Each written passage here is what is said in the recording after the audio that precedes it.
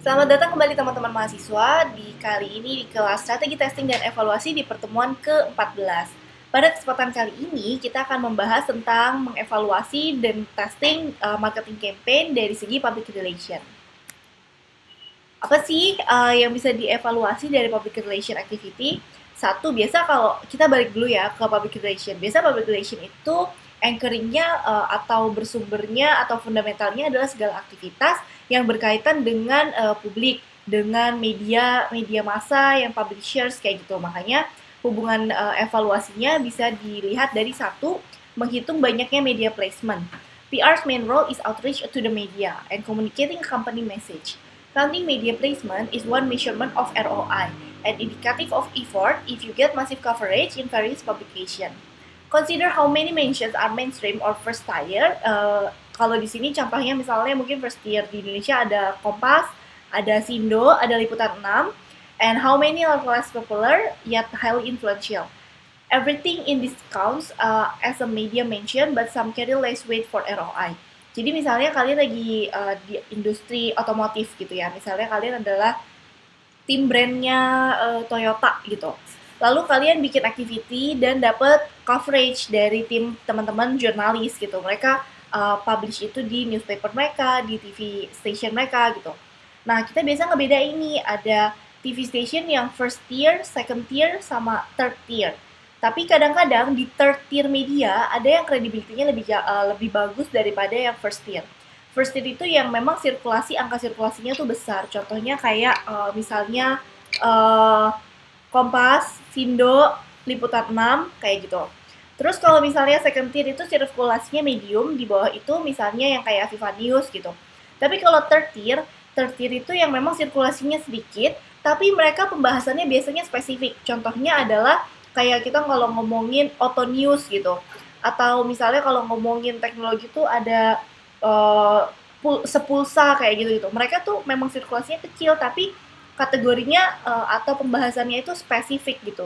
Kalau kalian ngomongin tentang otomotif, ada fast and low misalnya, mereka sirkulasinya dikit tapi mereka memang selalu ngomongin tentang otomotif dan orang-orang yang mau cari tentang otomotif selalu refer ke media yang itu.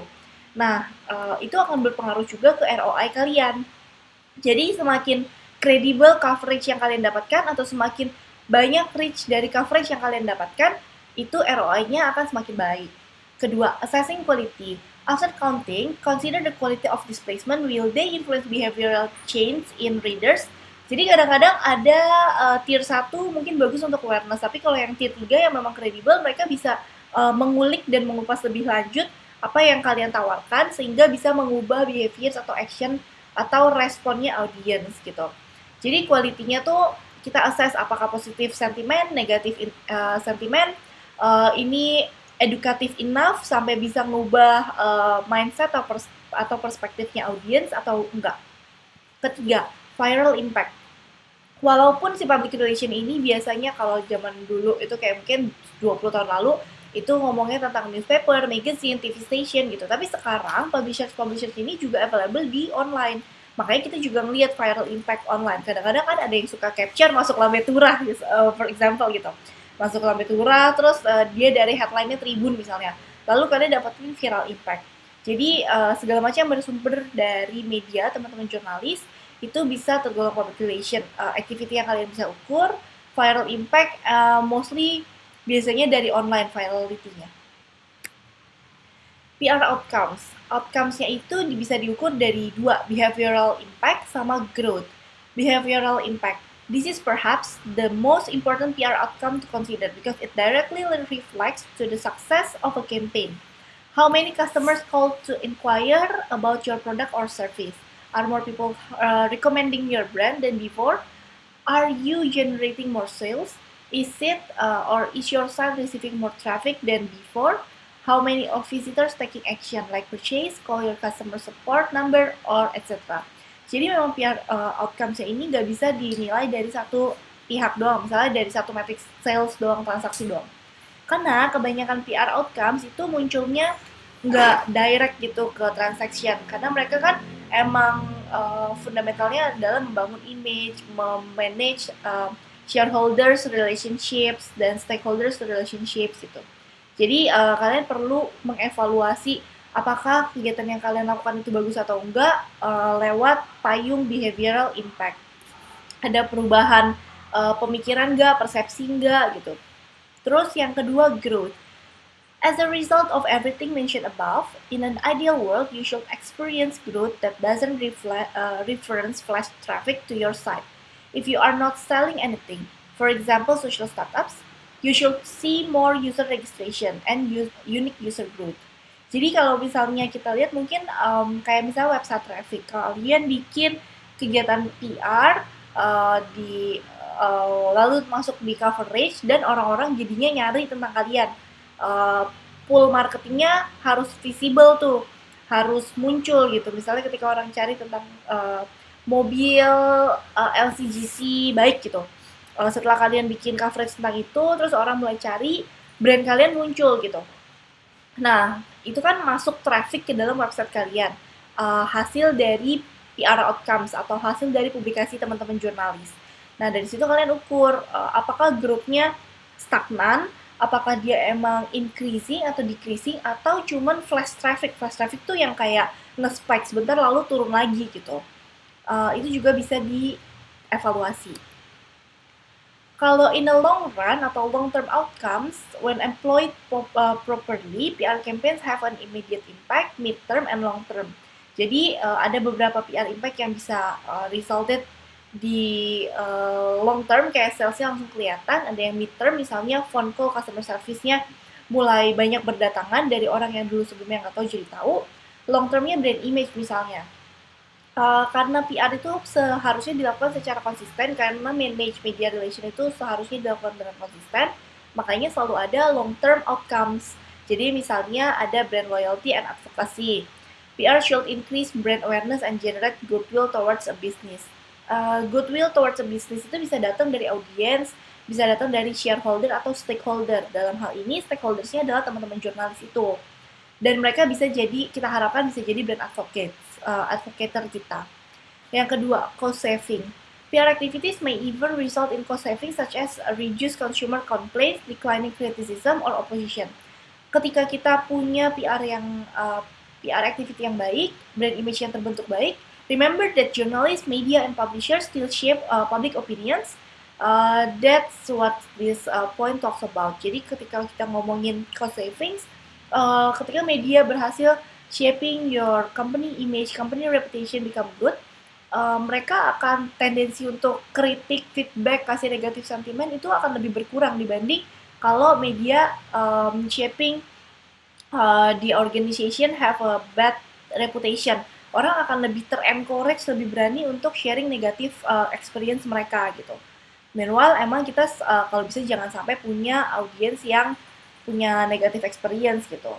Even we have one, we have to resolve it quite quickly.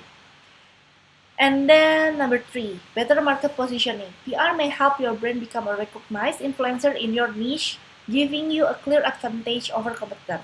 Jadi balik lagi dengan konsep teman-teman yang berhasil publikasi, teman-teman jurnalis yang udah mempublikasikan kalian, itu biasanya udah atau datang dengan certain image dan positioning untuk brand kalian sesuai yang kalian udah discuss atau ceritakan gitu, atau guide ke mereka.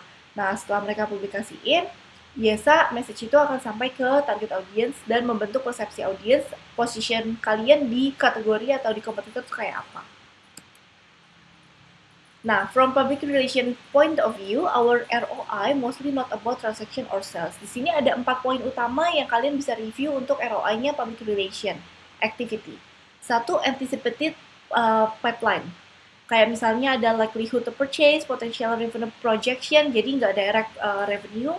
Simple lead qualification, jadi public relation kalian mungkin kalian lagi ngeberitain tentang otomotif, terus dibaca sama orang yang belum target audiensnya saat ini, mungkin daya belinya belum. Tapi karena kalian menginspirasi jurnalis, put it in a certain way that is very good, jadi mereka punya aspirasi atau they are inspired to buy your product once they have the buying intention or buying ability. Terus post event nurturing strategy. Jadi biasanya kalau habis event kalian juga suka ngasih rilisnya ke teman-teman media untuk ngasih tahu ke khalayak yang lebih luas, apa sih yang kalian lakukan di event itu. Yang kedua, ada brand impact, brand affinity scores, perceptions, competitive differentiation, comparison. Karena at the end of the day, needs seseorang atau audiens itu lebih ke arah kategori gitu. Tapi gimana caranya di antara kategori yang kita mainkan, kita bisa position ourselves to be different and ya kalau bisa kita yang lebih bagus daripada competitors. Nah, balik lagi karena jurnalis itu help to shape audience perception dan image and opinion, brand impact most likely will affect our ROI. Yang ketiga, customer retention. Ada brand loyalty, net promoter score, consumer satisfaction score, expected advocacy rate. Jadi public relation nggak cuma ngomongin tentang media. Misalnya kalian bikin event media relation atau stakeholder relation gitu. Jadi ada direct experience yang terjadi, ada customer satisfaction karena ada koneksi yang terbangun, makanya bisa bantu ROI-nya lebih baik lagi. Dan yang terakhir ada quality of experience. At the end of the day, ketika kita berharap consumer loyal sama kita harus building koneksi dan relationship yang baik, dan juga experience yang baik. Nah, kegiatan-kegiatan PR ini, contohnya misalnya selain ada event yang direct consumer, ada juga kayak misalnya kalian nyediain customer service yang untuk menampung keluhan, pesan, kesan, saran, feedback gitu. Nah, itu bisa termasuk dalam quality of experience. Mungkin nggak akan resulted di direct transaction. Misalnya orang yang habis telepon feedback, ya mungkin dia nggak beli lagi saat ini, tapi dengan kalian menghandle-nya lebih baik, ada potensi dia akan kembali beli lagi atau return di kemudian hari ketika mereka butuh lagi produknya. Nah, ini adalah contoh activity public relation yang umum dilakukan marketers, event management. Events, marketing, communication, and measurement. Experiential events have a variety of components and are further enhanced by their integration with other communication tools. All of these aspects needs to be taken into account if their success is to be credibly evaluated. Measures of footfall, attendance, media coverage, and attendee satisfaction questionnaires will not suffice. What need to be measured are the communication effects and the measures developed based upon the communication objective of the event. Misalnya kalian lagi bikin event untuk mencapai objektif awareness. Berarti yang kalian lihat banyak nggak sih footfall atau traffic atau banyak orang yang datang. Terus kalian biasa ngundang media juga supaya cakupannya nggak cuma di sekitar area event, tapi juga orang-orang yang nggak datang ke event tahu tentang apa yang kalian lakukan. Makanya kalian undang teman-teman media dan they are doing media coverage gitu. Attendee satisfaction, gimana experience secara wholesome journey di dalam event itu sendiri. The objective of marketing events can therefore incorporate a wide variety communication effect. This range from building awareness and liking to purchase, loyalty, and partnerships. Kadang-kadang ketika kalian ngelakuin event, kalian gak cuma build awareness dan educate market tentang produk atau jasa yang kalian tawarkan. Kalian juga biasanya taruh point of sales di sana. Kayak misalnya ya kalau kalian emang cocok sama brandnya atau produknya ya bisa beli langsung di sana. 3 levels to measure an event. 1, ada di event itu sendiri ada attendance-nya ada berapa, media coverage-nya berapa, customer satisfaction-nya berapa. Itu bisa lewat dicari lewat questionnaire. Kalian doing qualitative atau quantitative research itu possible banget karena orang-orangnya udah ada di sana, sampel dan populasinya udah ada di sana, kalian tinggal siapin survei desainnya. Terus yang kedua, consumer experience atau experience of the event, value atau benefit cost-nya. Jadi setiap kali orang masuk ke sana experience-nya kayak gimana? Udah memberikan value yang sesuai sama yang kita mau sampaikan atau belum? Lalu kita berhasil membuat mereka punya persepsi apa terhadap brand kita? Atau kadang-kadang ada yang berhasil transaksi. Nah, kita hitung tuh measured by cost. Cost event itu sendiri, lalu kira-kira ROI-nya berapa? Ketiga, consumer response atau response to the experience. Ada attitude change nggak? Atau ada behavioral change nggak? Gitu.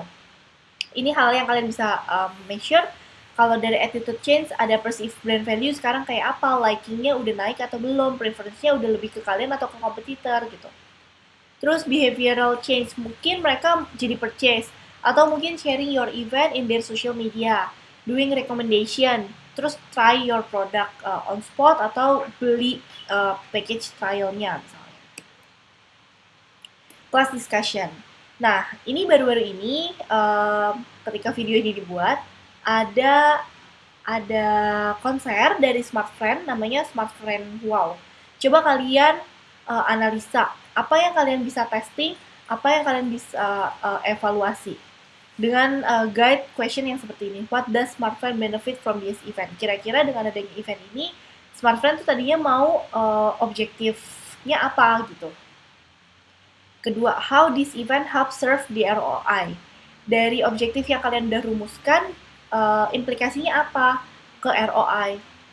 Kalau misalnya yang ketiga, kalau misalnya kalian itu tim brandnya Smart Friend, if you can do things differently, what element you want to explore, test, and evaluate further. Jadi apakah yang misalnya kalian mau testing, misalnya apakah artisnya, apakah konsepnya, atau apa yang mau dievaluasi, banyak yang nonton atau kayak gimana. Siapin discussion-nya, lalu nanti kita akan discuss ketika face-to-face discussion. Yang kedua, ada media relation dalam PR. Kenapa media relation affect ROI? Karena satu, dengan adanya media relation, kita punya relasi yang baik pastinya dengan teman-teman publishers, maka tendensi kita bisa di-cover sama mereka story tentang brand kita, organisasi kita itu akan lebih tinggi. Makanya bisa membantu untuk build brand awareness. Kedua, increase credibility. Karena media atau jurnalis masih jauh dianggap lebih kredibel dibanding KOL, contohnya, makanya credibility kalau kita masuk ke coverage TV, magazine, newspaper itu masih lebih kredibel dibanding sama cuma masuk di social media. Kalau kredibel berarti orang akan ada belief ke arah produk atau jasa kita, makanya akan membantu atau mengconvince mereka untuk membeli produk kita. Yang ketiga, establish media relationships. We always tell our clients that we don't just go to media, they come to us. This is a result of years of dedication to building mutually beneficial relationships with media outlets. Jadi misalnya gini, ketika kalian establish relationship yang baik dengan media, relasinya akan jadi the benefit is mutual gitu. Kalian bisa bantu ceritain tentang brand dan organisasi kalian ke mereka dan mereka bisa coverage, kalian dapat awareness, atau mereka juga bisa punya sesuatu yang untuk diberitakan gitu. Karena mereka kan di daily activity-nya mereka harus selalu punya berita yang baru untuk diberitakan gitu. Dan mereka bisa cari dari kita gitu. Keempat, ini penting banget, control a crisis. Jadi ketika misalnya kalian punya media relationship yang baik sama media, mereka udah punya strong perception ke kalian ini. Misalnya perceptionnya bagus gitu. Jadi ketika ada kalian dihempas isu, potential crisis, mereka nggak akan langsung ikut arah angin untuk memberitakan potential crisis kalian jadi headline gitu. Tapi mereka akan cross check dulu ke kalian, nunggu kalian ada kayak statement dulu, baru mereka akan bikin berita. Hal itu penting banget, kenapa? Karena ketika media mengikuti arahan atau mengikuti potensial isu dan mereka lebih mengarah untuk memberitakan isunya di headline tentang organisasi kalian, di saat itu juga banyak audiens yang akan baca dan audiens akan mengira-ngira krisis dan menambah isu dan polemik yang ada di area situ gitu. Jadi nggak akan bagus untuk reputasi organisasi atau brand kalian gitu. Ini contohnya. Kita bisa bilang media relation antara Lion Air versus AirAsia. Contoh, kedua-dua maskapai ini pernah mengalami pesawat jatuh. Tapi saat pesawat itu jatuh, media memberitakan atau memberikan sentimen yang berbeda terhadap kedua pesawat ini. Satu, Lion Air itu kayak yang memang negatif sentimennya, kayak mungkin technical manajemennya dan maintenance-nya kurang bagus gitu. Sedangkan kalau AirAsia, walaupun pesawatnya jatuh, yang dia highlight itu enggak pesawatnya, tapi lebih kayak manajemen CEO AirAsia tuh bagus waktu pesawatnya jatuh kayak gitu. Jadi beda banget sentimennya, kalian bisa lihat dari dua contoh ini. Atau misalnya in the ordinary days yang pesawatnya lagi nggak jatuh aja, media bisa ngeberitain kalian hal yang beda-beda sentimennya gitu. Kayak misalnya di sini koper hilang saat naik pesawat AirAsia, nggak perlu panik gitu. Itu tones-nya netral bahkan cenderung positif. Tapi kalau misalnya ini yang kayak antara Lion Air akui angkut penumpang lampaui 70%, itu sentimennya negatif karena dengan orang yang baca headline aja, nggak baca beritanya, mereka akan mikir Lion Air nggak ngikutin protokol keamanan dari pemerintah gitu. So therefore media relation is very important karena mereka masih shaping audience perception. Ketiga, ada CSR dan community relation dalam public relation activity. Why CSR? Kenapa organisasi perlu CSR? Biasanya ini dilakukan oleh perusahaan-perusahaan yang udah TBK atau yang sahamnya udah masuk dalam bursa saham yang bisa diperjualbelikan. Karena mereka ada kebutuhan dan keharusan untuk menjalankan ini 3P. People, profit, and planet. They have to maintain and take care of people, maintain their profit, and maintain their planet lewat produk dan packaging mereka. Nah, definition CSR is a form of sustainable development with the company responsible for the social, economic, and environmental companies as a result of operational activities of the companies. Fungsinya apa sih CSR ini? Increase trust from shareholder and stakeholder, build an attractive company for potential employee. Jadi kalau misalnya sekarang kalian suka dengar employee itu atau pekerja itu nyari company yang memang bagus, giving impact, terus berpotensi memajukan negara dan society gitu kan. Nah, ketika kalian menjalankan CSR ini, kalian akan punya potensi di-perceive sebagai company yang responsible, company yang memang berbuat baik, giving better impact atau greater impact, makanya akan menarik potensial employee yang mumpuni gitu. Ketiga, increase premium value of product. Misalnya kayak produk-produk yang sekarang mengusung environmental friendly, mereka biasa harganya 30% lebih mahal gitu. Reduce crisis of risk, increase brand reputation and image, of course, strengthen sense of advocacy from customer. Kadang-kadang customer membeli itu nggak pakai logika atau nggak pakai rasional reason. Kadang-kadang mereka beli itu lewat emosional. Nah, dengan adanya CSR ini, kadang-kadang bisa mempengaruhi emosional buying decision mereka juga.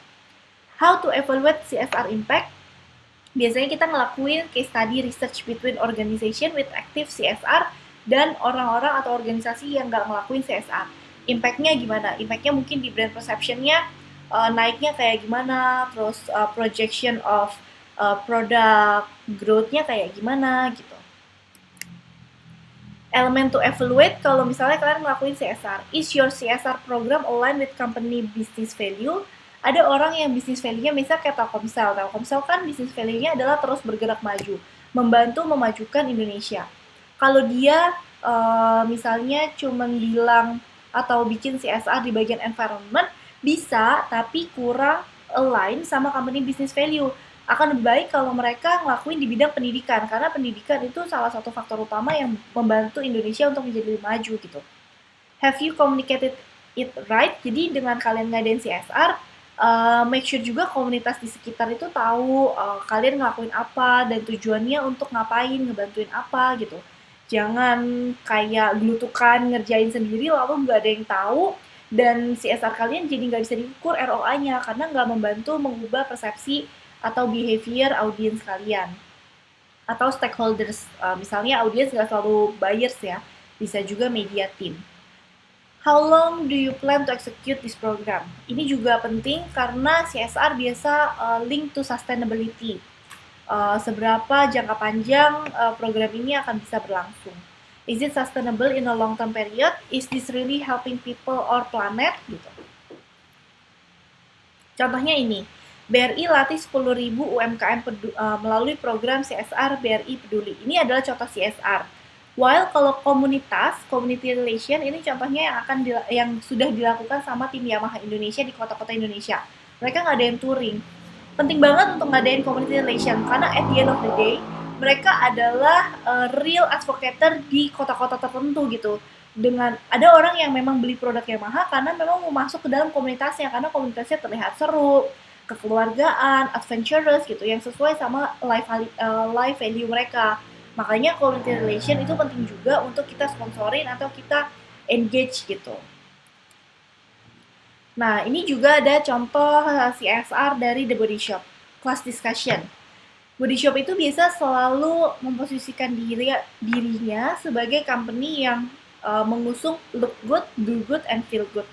Then if they do community relation dan helping this orang utan di Batang Toru, North Sumatra, what metrics would you pull to evaluate this campaign? How does this link to our ROI? Apa aja yang kalian matrix apa aja yang akan kalian ukur untuk ngeliat ini tuh berimpact apa sih ke ROI kita di kemudian hari? Let's discuss on our face-to-face class meeting.